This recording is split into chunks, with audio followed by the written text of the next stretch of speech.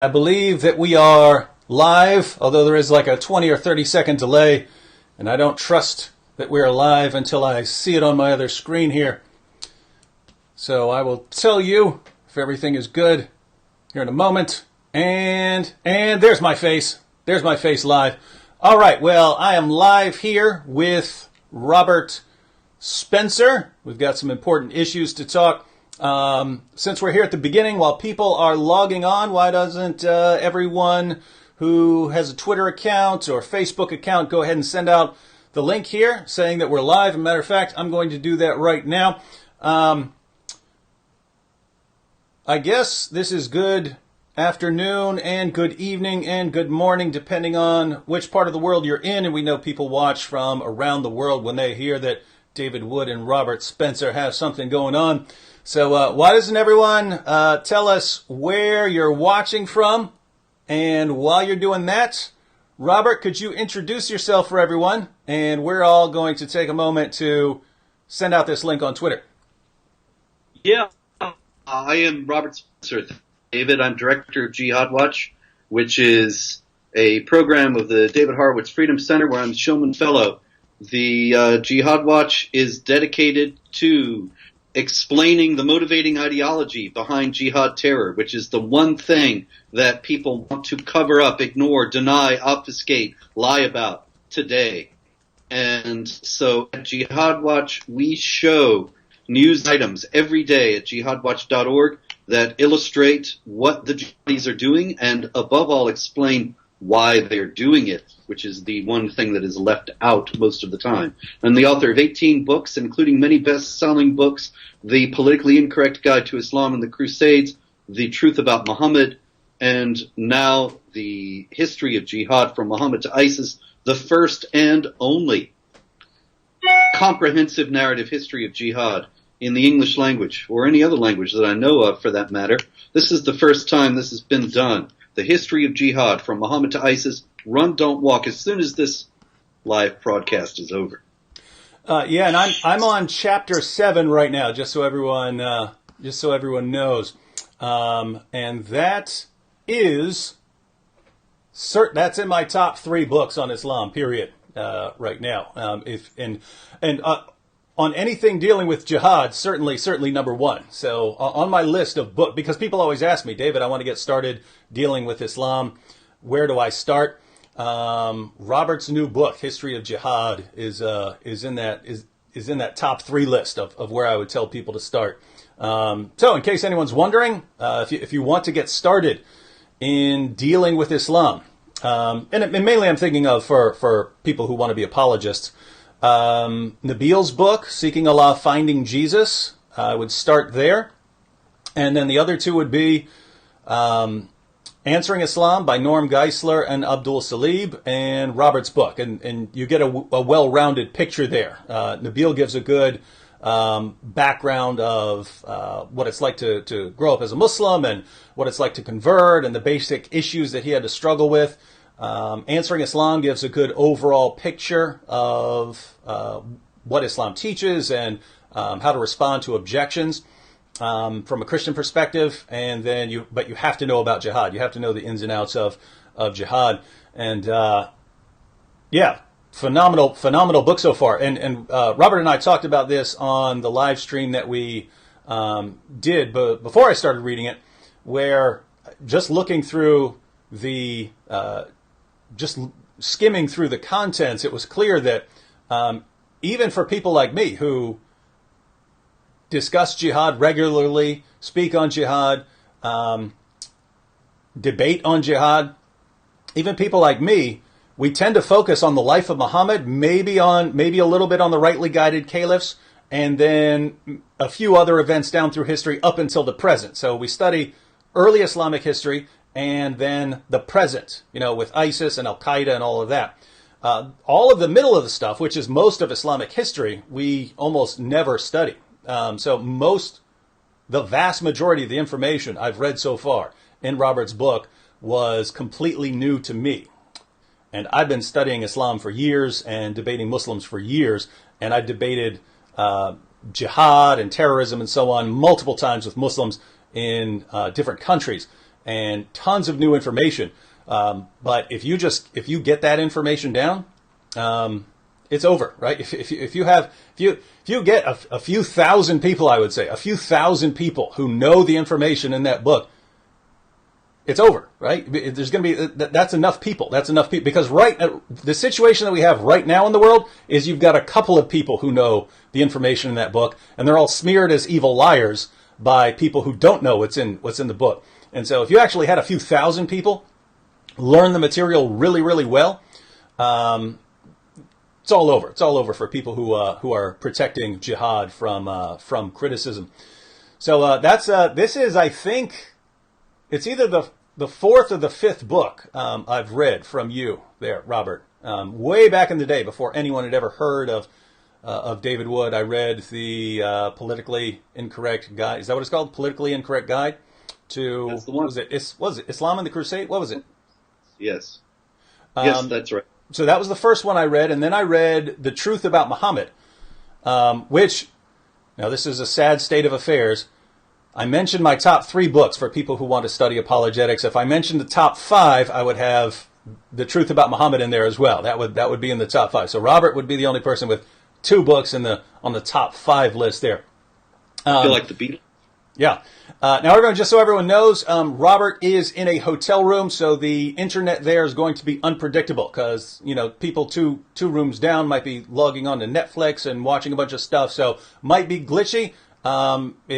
If Robert gets glitchy and we miss what he says, I'll just inform him that someone's logging on to Netflix, and so could he back up a little bit? Shouldn't be a problem. But the issue we want to discuss is Asia Bibi. I just posted a video recently, and Robert's been posting about Asia as well.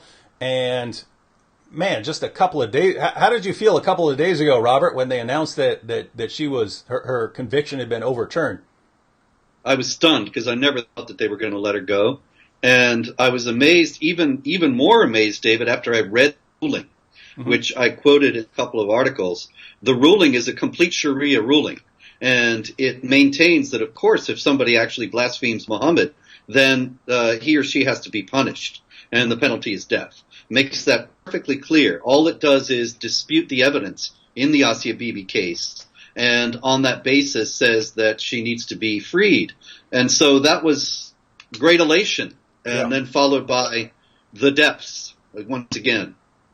Yeah, I was. I also wasn't expecting that because this has been going on for about a decade now. She's already been on death row for 8 years. She's already been to court. She's already had her appeal, and everyone was affirming the conviction. And so it got down to the Supreme Court, and we've just seen over and over again.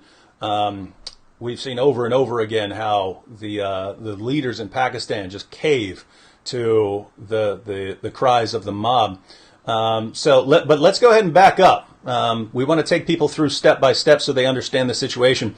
First, let's back up just to Sharia blasphemy laws, because as you probably know, Robert, there are people here in the West who don't believe that Sharia is a thing, right? It's just in our imaginations.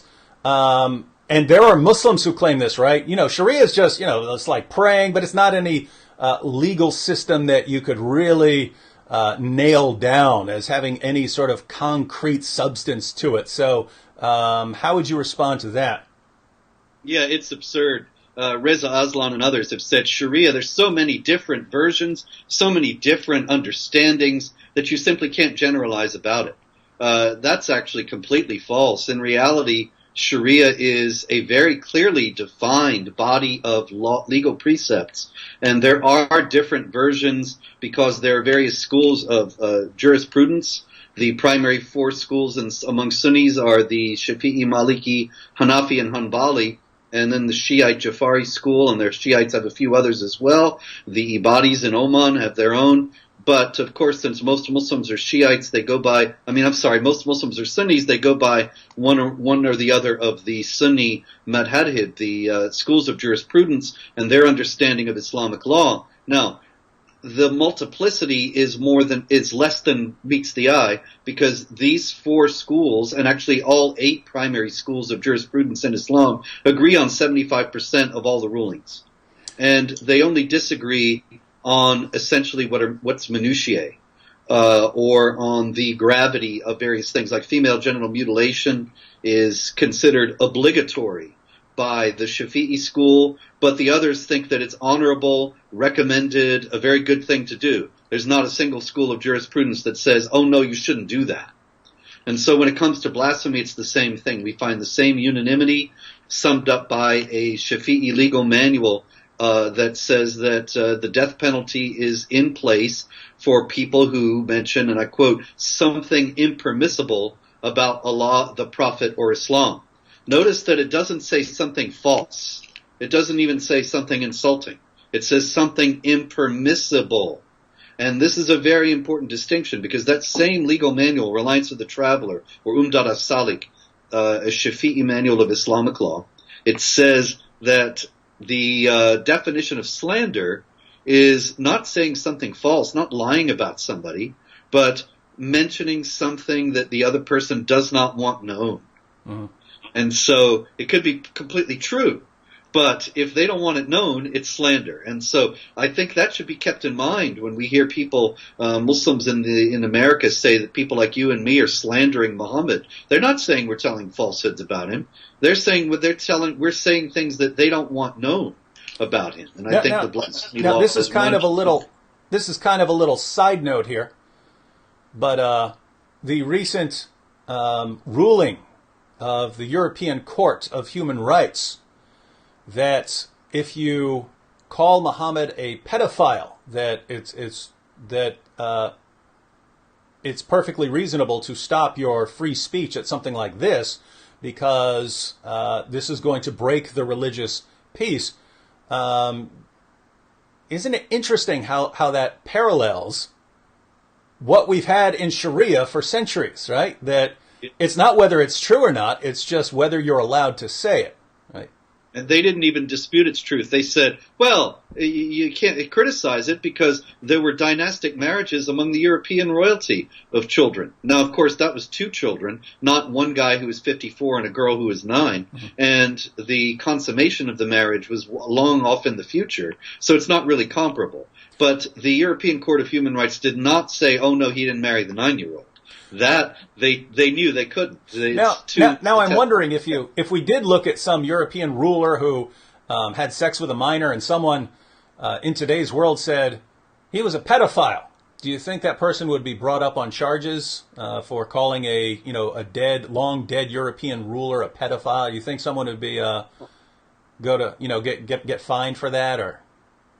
Yeah, hardly. And also it's very unlikely that anybody is going to say, I'm going to marry this 6-year-old because King so-and-so of the Holy Roman Empire or some other long-vanished European polity married a 6-year-old, because I imitate him in all things. Whereas Muhammad, of course, the only reason why we care about Muhammad's marriage to Aisha is because you have people imitating him all over the Islamic world. He's the excellent example of conduct. He is the model for emulation, according to the Quran, chapter 33, verse 21. And so Muslims all over the world are marrying children because Muhammad did it. It must be right. And all the girls of 3rd grade age or over, essentially, in Afghanistan, they're married. And this is taken for granted as being something that's perfectly fine. Yes, so on the going back to the issue, that was a little tangent there, but it's certainly relevant. Namely, that here we are talking about Sharia blasphemy laws in Islamic countries, and here where you don't actually have Islamic authorities imposing rules, you have Western leaders bending over backwards to impose similar rules, right? It's not to the same extent. They're not putting you to death and so on, but they're criminalizing things that no Westerner in his right mind should ever criminalize. And why? Well, to keep the religious peace. Now think about that, right? That's what the court ruling actually was in the European Court of Human Rights. In order to maintain the religious peace, we have to rule against this woman who called Muhammad a pedophile. And the reason I point that out is this is going to come up in the Asia Bibi case when the Supreme Court that overturned the decision decide they need to keep the religious peace.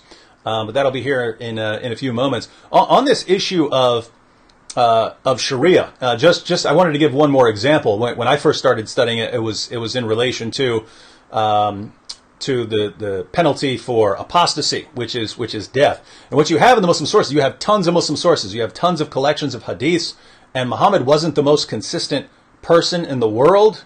He could do something in one situation, do something different in a different situation. Then you had different Muslims recording different stories. These vary in terms of their reliability.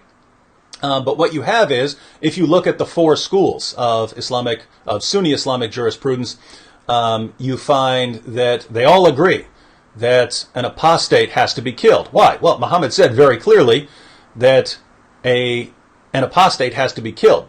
But you also see slight variations. The schools disagree on whether you kill a female apostate, right?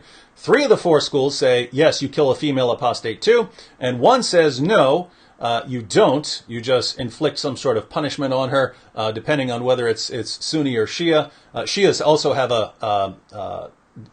don't say that you kill the female apostate. You do something instead. So some would say you lock her up. You beat her when she should be doing her daily prayers. There are also differences among the schools in terms of whether you have to give someone an opportunity to repent or you just kill him. So some will say, yes, you have to give him 3 days to change his mind before you kill him. And others will say, no, you don't have to give him 3 days, you just kill him. And so notice you have the same overarching rule. You kill apostates with some minor variations because they have different sources. They focus on different events and so on. But that's what you have in Sharia. So there is certainly concrete substance to Sharia and to Sharia blasphemy laws, which is why we have these blasphemy laws across the Muslim world in different forms. They all agree you don't get to blaspheme Muhammad. They might disagree on some of the details. So, Robert, that's we know that this is part of Sharia and that this goes right back to Muhammad ordering people to be killed for the things that they've done. How does this involve Asya Bibi? Asya Bibi was out picking fruit with some Muslim women, and she, let me get it here. She said she told her story in 2013, and she said, I, Asya Bibi, have been sentenced to death because I was thirsty. I'm a prisoner because I used the same cup as these Muslim women, because water served by a Christian woman was regarded as unclean by my stupid fellow fruit pickers. Now, what's notable about that is that just today, David, in the New York Times, there is a Muslim writer, a Pakistani novelist, who says that this idea that Muslims in general cannot drink from the same cup as Christians is borrowing from Hinduism, from the caste system. It has nothing whatsoever to do with Islam. Nothing. Never read that in the Muslim sources, right? Well, of course, it's absurd here again. You know, the Quran in chapter 9, verse 28 tells Muslims that the unbelievers are unclean, which means that you don't touch them and you don't touch what they touch, or you have to do the ritual washing if you do. And there are hadiths in which Muhammad says, yes, you should not share the utensils with the people of the book. And of course, the people of the book are the polytheists who were unclean in 928 because the people of the book, the Christians in any case, worship the 3 gods, Allah, Mary, and Jesus, according to the Quran. And so they are unclean. And so Asya Bibi's unclean. She drinks from the cup, and then there gets to be it gets worse because... Wait, 1 second now, because we're about to go on to how it got worse.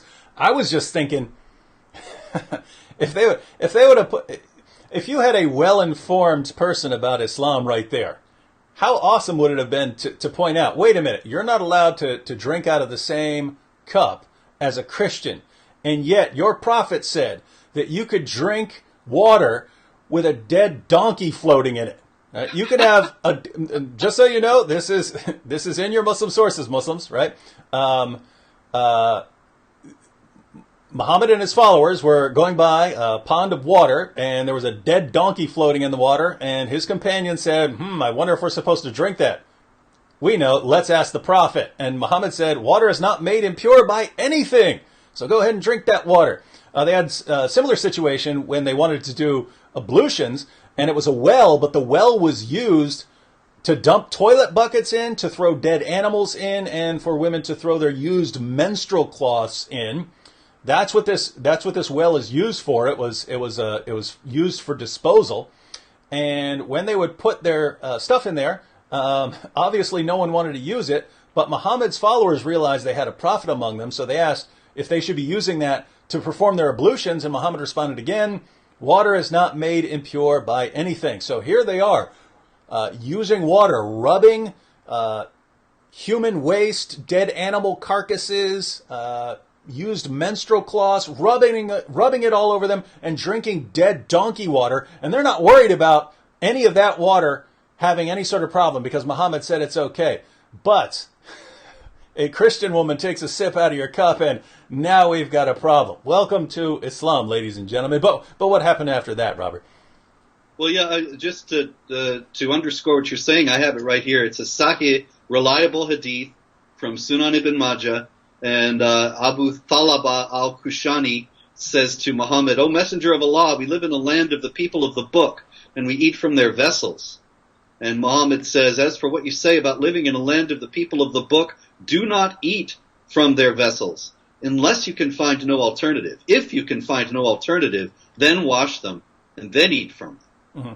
So it's clear that the dead donkeys, the dirty rags, everything, that's all fine. That's better. Mm-hmm. More clean than a Christian's cup. Well, yeah, I mean, think about it. We are, according to the Quran, the worst of creatures, right? Chapter 98, verse 6. We are the worst of creatures. So we're worse than a dog or a dead dog or anything you're going to be dumping in that well. We're just that disgusting. And so we understand why they would get upset. We reject Muhammad's teachings, but once you accept Muhammad's teachings, perfectly straightforward why you would be upset that a Christian drank out of your cup or your bucket.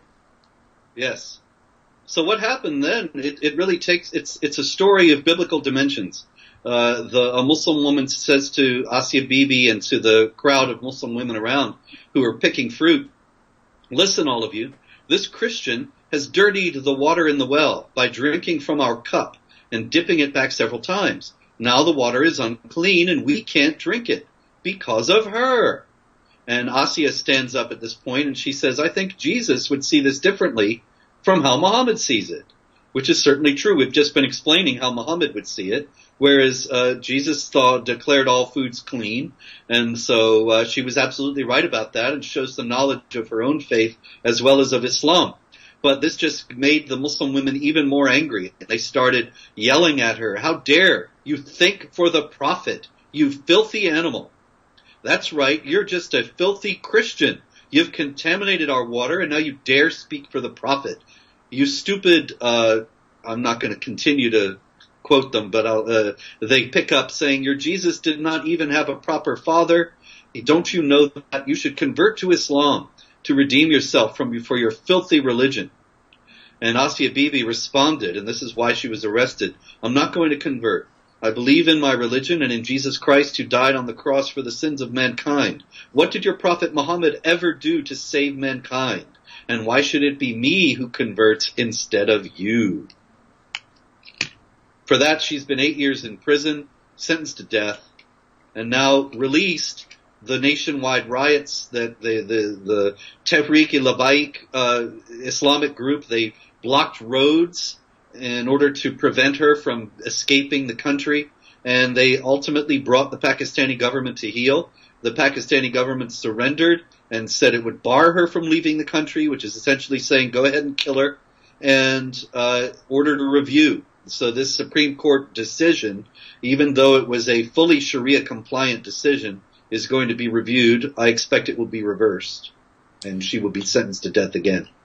And everyone out there, think about this situation, right? So she gets convicted of blasphemy. It goes up to a higher court. They uphold it. Eventually goes to the Supreme Court, and they decide that the judges on the Supreme Court are thinking, hey, should have pretty high standards of proof if we're talking about sentencing someone to death for blasphemy.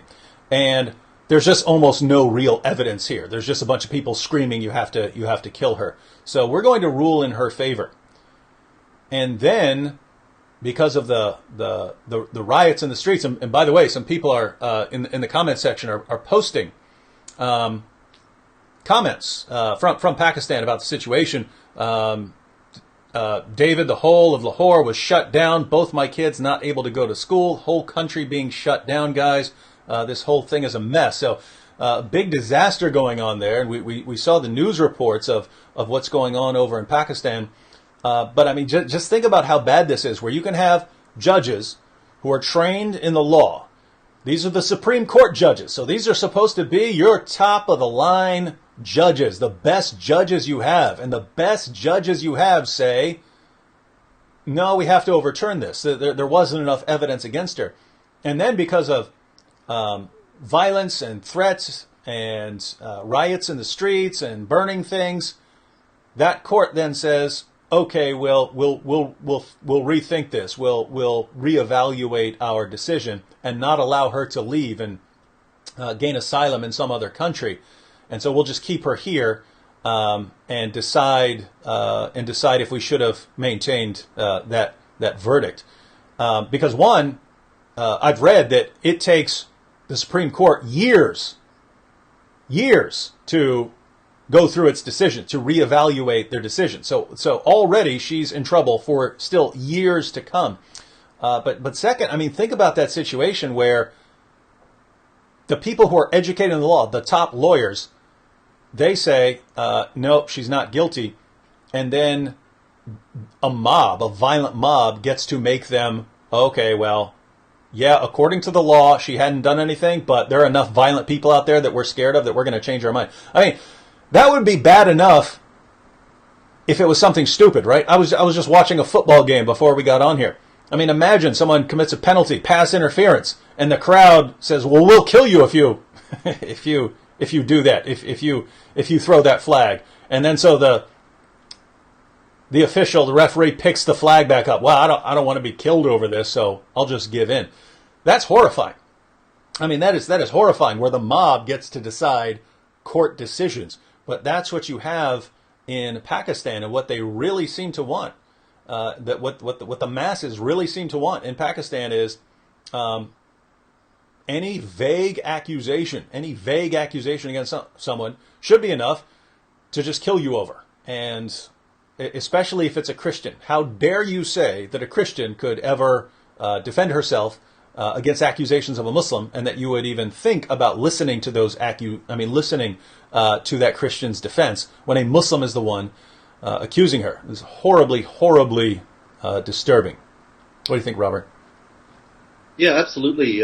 It's the whole legal process there. I encourage people to read the decision. It's publicly available. It's entering into another world to read it.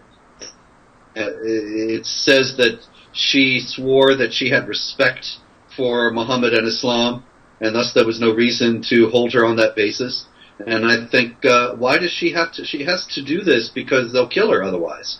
Mm-hmm. And notice that she's only being charged with blasphemy in that bit of her story that I read for affirming the Christian faith. She didn't say anything actually that was false, and she didn't even say anything that was insulting to Muhammad. She said Jesus Christ died to save mankind. Muhammad doesn't save anyone, which is Muslims would agree if they were being rational about this and say, yeah, Muhammad is not the savior. That's not how Islam works. Muhammad is not the Muslim Jesus. He brings the Quran, and if you abide by the laws that Allah sets out, then you have a chance to be saved if your good deeds outweigh your bad deeds. But what she said was obviously true. And what they're doing by calling this blasphemy is essentially criminalizing the Christian faith altogether, such that any Christian in Pakistan could be arrested, could be confronted by a Muslim who says, "Do you believe Muhammad is a prophet?" And he says, "No." And that's blasphemy. If Asia Bibi is blasphemed, then any affirmation of the Christian faith and denial of Islam is blasphemy. And this is where Pakistan is going, and of course this is where the West is going as well with the European Court on Human Rights decision.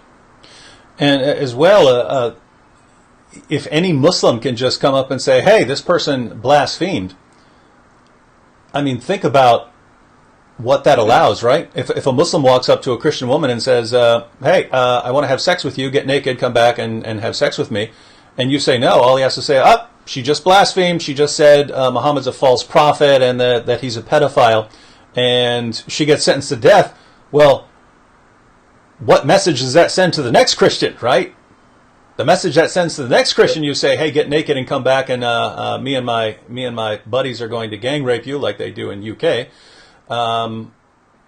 What can you possibly do? And so anyway, that's the situation that Pakistan is in right now, and Pakistan has a difficult road forward because they have to decide, right? And that's what they're doing. They're deciding right now. They have to decide, do we want actual order and rule of law and fairness, or do we want mob rule, Islamic mob rule? And they have not decided yet. They've given in, but they could still break through and come out as a better, stronger country. And, you just have to wish that they had someone who was just completely fearless and actually understood, hey, the way you deal with an angry mob is to put the angry mob in its place. And it's gonna hurt. Yeah, there's gonna be riots. Yeah, there's gonna be stuff burned. But you don't give an inch to the mob, right? Robert, think what does this encourage, right? How is the mob being encouraged here, right? Yeah, it's just the same old story all over the world, David. You give in to a bully. It's a lesson that I thought we learned in 5th grade, but everybody seems to have forgotten. That you give in to a bully, you're just encouraging him to bully you more. And you give in to violent intimidation, you're just going to get more violent intimidation. So the Pakistani Supreme Court has devalued the testimony of anybody who's not a Muslim and bowed to the will of the mob, and is essentially saying that if you riot and threaten to kill and close down the country and block roads, then we will give you what you want, which means they're going to get more blocked roads and threats and riots. And it's the same thing as the Garland, Texas shooting, when Pamela Geller and I put on the Muhammad art exhibit and cartoon contest in Garland, Texas in 2015, and jihadis attacked us, and people attacked, mostly they attacked Geller. Those who knew that I was there attacked me as well, saying that we were being disrespectful, that you have to be more solicitous of Muslim sensibilities and not insult Muhammad and so on. And we would explain, well, this wasn't really about that. It was about trying to show that we were not going to give in to this violent intimidation. And these people say the killing of the cartoonists at the Charlie Hebdo magazine in Paris showed that they wanted to kill people who drew Muhammad. So we were going to show that we are not intimidated and we're not going to bow to this bullying. And most of the Western world, most of the intelligentsia, the political and media elites agreed that we were terrible for doing this, and that we really needed to give in to the violent intimidation. And this is what we're seeing reinforced again now. Everybody in the whole world seems to have been overtaken by cowardice and thinks that the best way to deal with a bully is to encourage him and allow him to bully you and invite him to bully you again tomorrow. And we can't emphasize this enough, because that's part of the main takeaway is, as Robert pointed out, this is everywhere. And it goes back even before Charlie Hebdo with the in fact, one of the reasons you had the Charlie Hebdo massacre was in earlier periods where people were backing down over cartoons, right? So you had people, the Danish cartoon controversy, where people post some cartoons, and then, according to jihadis, people have to die over that. You have to die. Well, Robert, how many people were reposting those cartoons on their news sites after the Danish cartoon controversy, where people were under constant threat of death? How many news sites here in the West responded to that by posting the cartoons in their news stories so that people would understand what the controversy was over? If I recall correctly, Dave, there were 2.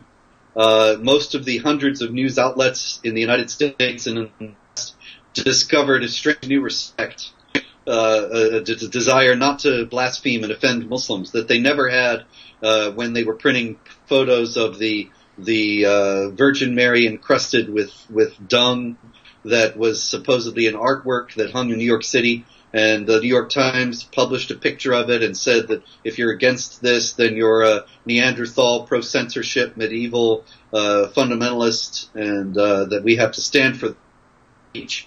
And the same thing with the crucifix and the jar of urine that got a National Endowment for the Arts Award, a considerable monetary grant, if I recall correctly. And once again, we were warned, we were admonished, we were told we have to accept this. This is blasphemy according to Christians, but they have to understand that we live in a free society where not everybody has the same sensibilities, and we have to have respect for the freedom of speech.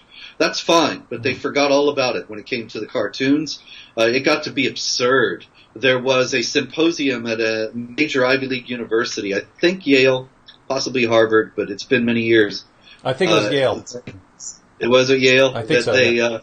They were having a whole symposium about the cartoon controversy, and they refused to show the cartoons. And another one published, maybe it was Harvard University Press, it might have been both of them. In any case, and the other one published a book about the whole controversy. And the book did not contain reproductions of the cartoons. These people were bowing to Sharia blasphemy laws and bowing to their violent application and violent enforcement without seemingly having any idea of what they're putting what they're bringing our children and our children's children in for by encouraging this kind of bullying and violent intimidation. There's just going to be more of it. And I think there's you see how this actually has practical results in the world. When a Danish newspaper says, hey, we're posting Muhammad cartoons, and then there's threats and intimidation afterwards, and basically the entire media world backs down and says, okay, whatever you jihadis want, that's what we'll do because you're threatening to kill us. And then eventually you get Charlie Hebdo writers, and they say, well, you can't control us like that. We'll go ahead and post even more cartoons about Muhammad. And then they get massacred. Well, why? Oh, because we taught the jihadis a lesson. If you want to have your way here in the West, just go violent. Just go as violent as possible, and people will back down in order to keep the religious peace, right? So, I mean, think about the situation. If after the Danish cartoon controversy, Western publications had all stood up and said, no, you can't threaten people. We don't even agree with posting these kinds of cartoons of Muhammad, but in the name of freedom of speech and to silence death threats, we're all going to do it at the same time. You can't kill us all. I don't think you'd have the Charlie Hebdo massacre. I don't think that happens, right? And so, right, absolutely.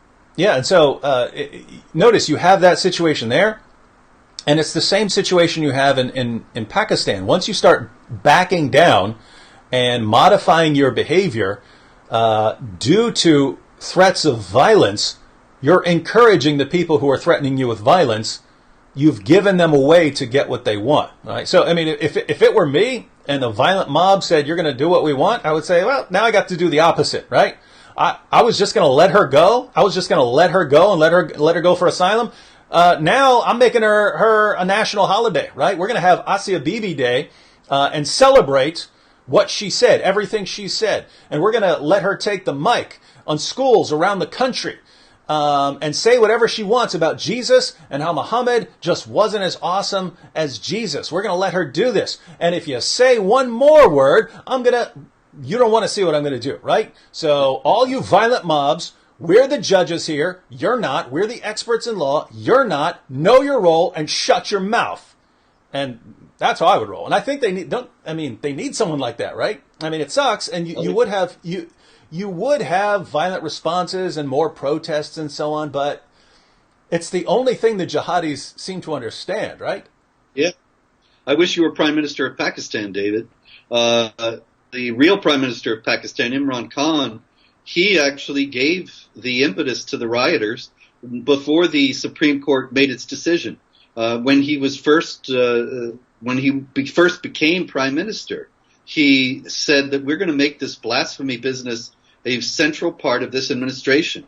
And we're going to work at the UN to compel the UN to criminalize criticism of religious figures, which means criticism of Islam as far as he's concerned. He doesn't care about any other religious figures. And so when the ruling from about Asia Bibi came down, the Tehreek-e-Labbaik people had every reason to believe that Imran Khan was going to be on their side. He's very clearly stated how important this is to him. So they probably expected that he would be out there calling for the same things that they were calling for, and in the end he gave them what they wanted anyway. And this is just a situation where you have massive support for things like Sharia blasphemy laws, and therefore the people who get elected in Pakistan have to appeal to that base and say, yes, I agree with those laws, and I will help you enforce them. And those are just the people who are going to rise to power in Pakistan. And it's just a sad situation. I had with the Asia Bibi ruling, you get just this glimmer of hope. Hey, maybe, because I mean that's a bad place, right? Pakistan, in terms of things going on like this, right? There are. I wouldn't want to live anywhere in the Muslim world, but Pakistan is one of the places I would definitely not want to live in. And so to see, hey, maybe something could actually change in Pakistan. Wow, that was a great feeling for like 8 hours until the started seeing the protests starting and realizing, wow, they can't take it, right? I mean, how much free time do these guys have on their hands? That one peasant worker, one fruit harvester who drinks a cup of water and gets into a little discussion with some Muslim women, that this becomes the main focus of your country. And I mean, just imagine if they took that energy and diverted it towards anything positive in this world, besides demanding the death of a fruit harvester woman, mother of 4. I think we could have some amazing things in the world. Anyway, we are going to close this out by 5. We want to take some questions. So if you have any questions that you have for Robert or for me, you can start posting those now. I'm going to start reading them. But as people are posting those, Robert, here's a situation I'd like you to break down for us, because it seems that everyone in the West realizes, wow, you shouldn't be killing this woman, right? Everyone thinks that's a bad idea. You should not be killing this woman for drinking out of the cup or drinking out of the bucket, for responding when they told her to convert to Islam. You should not be killing this woman at all. It seems that everyone is on the same page there. But as soon as someone like you comes along and says, well, I agree, and therefore I'm going to go to the source of this teaching and respond to the source, namely that this is part of Sharia and that this is based on the teachings and example of Muhammad, because it was Muhammad himself who ordered that people who mocked him or made fun of him had to die. Therefore, we need to, if we don't want the results, we have to go to the root of the problem. If we don't want the fruit, we got to go to the root here, and the root is Muhammad. We have to look at this. And those same people who said, yes, this is wrong, this is evil, will then turn on you and how dare you, you're the worst person in the world for opposing the source of this thing that everyone acknowledges is wrong. I can't decide, are people just this stupid and gullible? Sometimes I think it's a spiritual kind of blindness, right? Because I can't even imagine intelligent people being this dumb on some level. So what's going on? I do think it's a willful blindness. Of course, there are stupid people and uninformed people in the world. I think there are many people in the United States who still think that Muhammad, he founded a great world religion. He must have been somebody like Gandhi, somebody like Jesus, somebody like Buddha, somebody who was wise and magnanimous and kind and taught benevolence and universal peace and brotherhood. And I think that there are people who also believe that the Quran teaches those things. But at the same time, quite recently, as a matter of fact, I had this idea, and I issued a challenge at my website, Jihad Watch. I said, I wrote a thing called A Message to My Critics, and the subtitle is, if you knew what I knew, you would agree with me. And I said, look, I read this in the Quran. I studied the Quran, and here's my book on the Quran. If you'd read the Quran, you would agree. Here is a written book, a biography of Muhammad. If you had studied the Islamic sources about Muhammad, you would agree. And so on and so on. And of course, Islamic history and all that. And a lot of people responded by saying, oh, they know. It's not that people who say you're a racist and a bigot don't know. It's that it's not convenient for them. That they have their political agendas that involve the destruction of of borders, of the nation state, of the very concept of ethnicity, the very concept of the nation, and you're just in the way. And so they know full well what they're up to. I'm sure there are some people in that camp, as well as some people who are just completely ignorant about these issues. All right, we are going to. You're absolutely correct. We're going to take some questions here for about the last 10 minutes. One question, Robert, is there going to be another Drawing Muhammad contest? I would doubt it. It's been 3 years since the first one. We had intended to do more, but the cowardice in the United States is nearly universal nowadays, and getting a venue to hold such an event is well nigh impossible. Mm-hmm. And I don't think that we would be able to find one anywhere in the country at this point. Yeah, I mean, especially when the last one was attacked, right, in a jihad attack. So guess what? It does work, right? Now, what should the response be? The response should be, there should be some coordination behind the scenes of all these different owners of all the different venues, and they all come together and agree, we're all going to announce on the same day that anyone is welcome to hold this type of event at any one of our locations, and we're just gonna deck it out with security. But no, it's we'll never host anything like this. It's too dangerous, and therefore the message to jihadis everywhere, once again, if you want to get your way in the West, just become as violent as possible, and thinking that this somehow promotes peace. That reminds me of Molly Norris, David, and remember she was the Seattle Weekly cartoonist, and she had this idea: everybody draw Muhammad Day, which it was very solid reasoning. They can't kill us all. Mm-hmm. And if we all show that we're not going to be intimidated, then they won't keep trying to intimidate us. Mm-hmm. It was a very good idea, but of course she was threatened and went into hiding, even changed her identity. So, so much for that. But notice there was, after that, there was online an everybody draw Muhammad contest, and thousands of people drew cartoons of Muhammad, and no one died.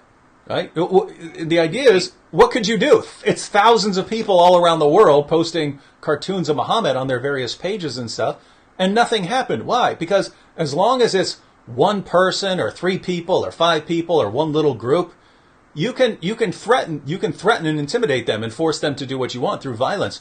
Once everyone just says, no, that's not going to work here, jihadis realize, hey, this is not going to work. So that's the bottom line. Right? You can either send a message, the way to get what you want is through violence, or anytime you resort to violence, no matter what happens, we're going to do the opposite of what you are demanding. And then they realize, well, that just doesn't work. But somehow people don't get the memo. It hasn't even been tried. Yeah. Well, one person here. Hi, Robert. How would you spread the message of the good news to these radicals? How do you approach a person who gets antagonized when we approach them? And I guess if he's talking about approaching them in Pakistan, I don't think I would approach. What do you think, Robert? The blood of the martyrs is the seeds of the church, so they say. And if you were to approach somebody with the gospel in Pakistan, yes, you will probably be arrested and possibly killed. Mm-hmm. If not by the state, then by the mob. Mm-hmm. There was recently, it's been overshadowed by the Bibi case, but there was recently a case of a mentally disabled Christian young man in Pakistan who was sentenced to death just the other day because he burned a booklet that he had found. He was a garbage man, and he burned a booklet because it was on the street. It was garbage. but it turned out to have Quran verses in it. So he's guilty of blasphemy, and he's going to be executed.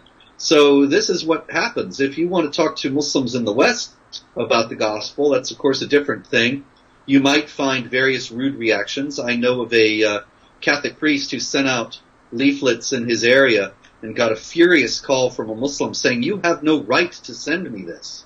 And he said, "What do you mean?" And he said, "It's against the law." And of course he was thinking back in Syria or Iraq or where it's from, it is against the law. Mm-hmm. But in America, it just makes people angry. You have to be tread very carefully. I'm not saying don't do it. Mm-hmm.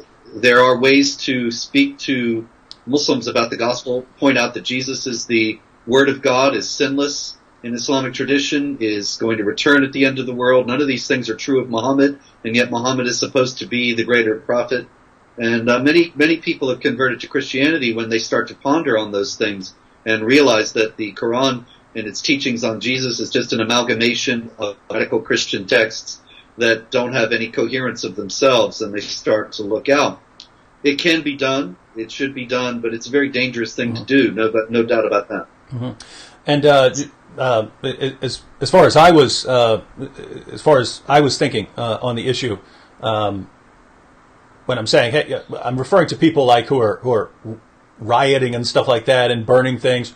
Not a good time to run up. I mean, there are Christians, I believe, who are called to jump up on a platform and go ahead and blast the truth in that situation.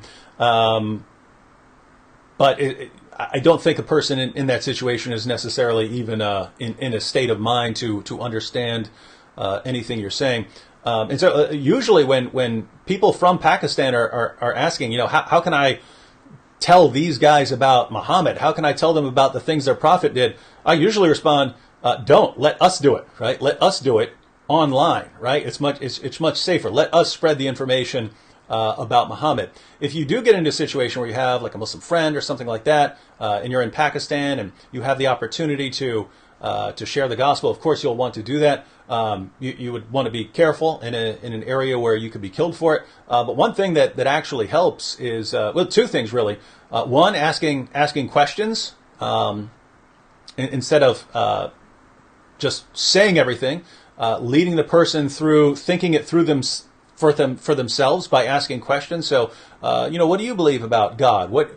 How do you believe that God is going to deal with our sins? What do you think about what Jesus said here and stuff like that? There, you're not making any claims that they could say, okay, you have to die for that.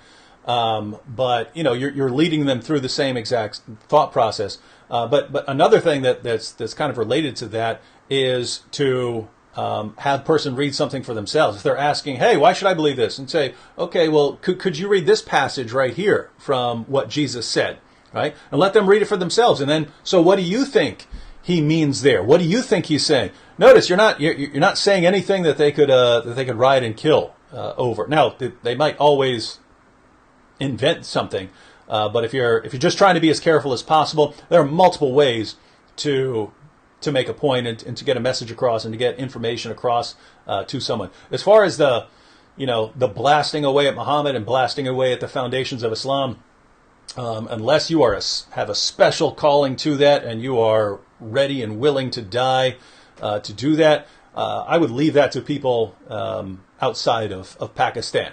Because we still have access to Pakistanis. They still have internet connections, so we could get that information across. And once that happens, once enough information about Muhammad gets out there, a lot of people's confidence in Muhammad is going to be shaken, and that's going to free things up for people like you to share the gospel and not be threatened with death. All right, we're actually only have a couple more minutes here. Well, there's a lot of comments here. I don't know if we can get through to many of these. All right, well, let's go ahead and wrap up with some final thoughts. As far as I know, Asia Bibi's family isn't under any restrictions, travel restrictions right now, and her husband and the rest of her family have asked for asylum, and I expect that they'll get it. And so as far as I know, they are actually allowed to leave. I think that, Robert, didn't the lawyer already leave? Yes. The lawyer left while paradoxically saying that he had to leave in order to continue to fight for Asia Bibi. I don't know how he intends to do that while he's not even in the country, but I'm sure he knows more about it than I do. Yeah, well, I mean, yeah, he's got a point. If he stays, he's going to die. They already killed two politicians. They already killed two politicians for speaking up on her behalf and saying that she shouldn't be killed. And so he had entirely legitimate concerns about his safety. It's also worth noting, David, that one of those, Salman Taseer, was killed by a man who became a hero. Yep. And there is a very large mosque named for him. I forget his name right now, but it doesn't matter. The point is that it's not as if this is some tiny minority and the vast majority of Pakistanis are against all this. He's celebrated as a great hero for killing Salman Taseer, the politician who was against the blasphemy laws. Mm-hmm. Yeah, and that just shows you how popular this ideology is in Pakistan. So as far as moving forward, man, that's got to be rough, right? That's got to be rough for the husband and the daughters and so on to leave if Asia's not allowed to leave, right? I mean, that's got to be like the roughest decision you could possibly make. You know they're coming to kill you, so the only way you're going to be safe is if you get out of the country, and yet you may be leaving your wife or your mother behind while she still has to wait. But, you know, if you're the father, hey, this is the only way. This is the only way I can keep my family alive. So that is a really, really tough situation to make, and that is the situation that this family is being forced into. And yes. I mean, gosh, man. I mean, think about this, right? Robert, you've got kids. I've got kids. You've got a wife. I've got a wife. Our wives were,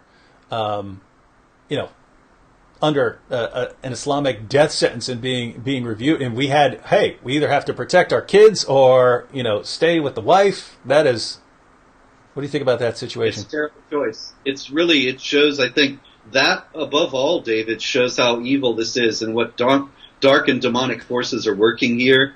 That this poor man has to make this decision, and that he has to either essentially sacrifice his wife or sacrifice his children. Mm-hmm. And then he has to live with having done so, and it's all just so it's a concentration of evil that makes me ashamed that nobody in the West who has power and influence is standing up to do anything about the situation. Mm-hmm. And that is so that's Islam, ladies and gentlemen, and that's the situation Islam puts the world in.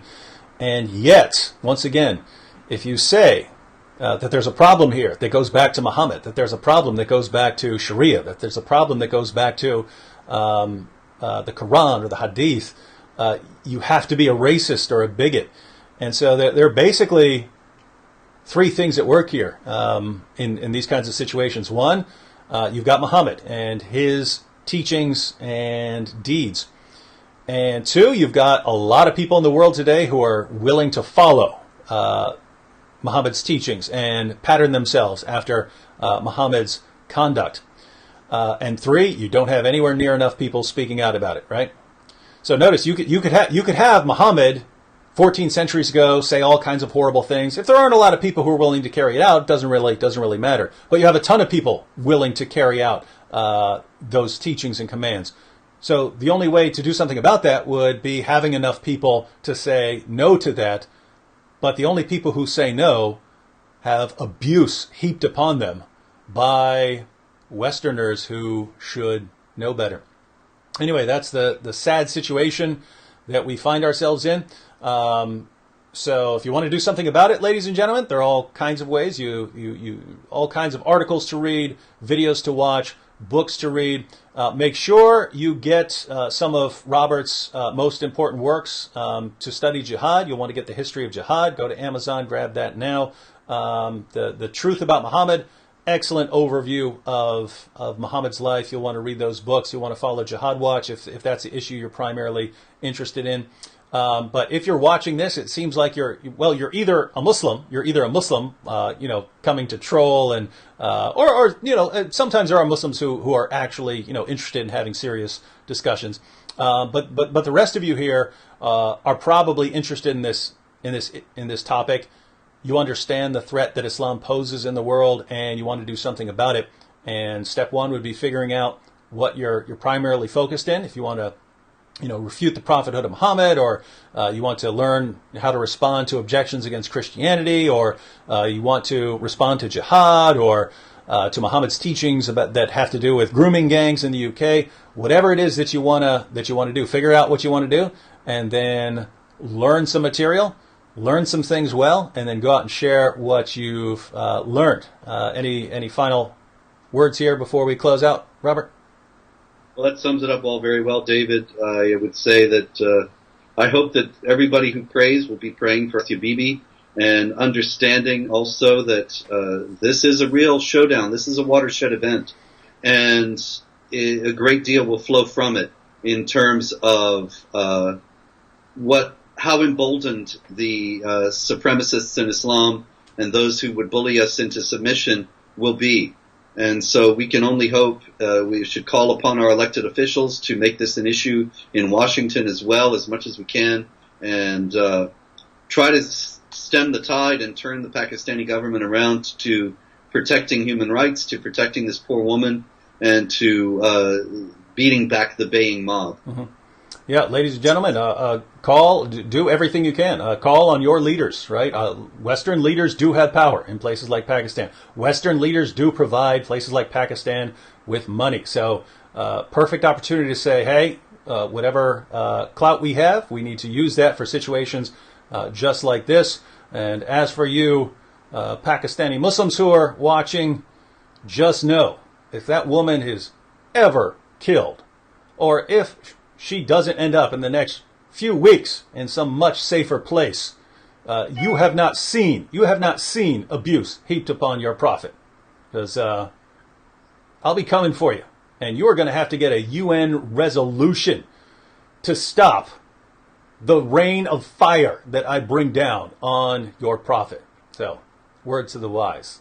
Anyway, we'll see you all next time. Next time a topic rises that we want to discuss here on the live stream. Thank you all for tuning in, and talk to you all next time.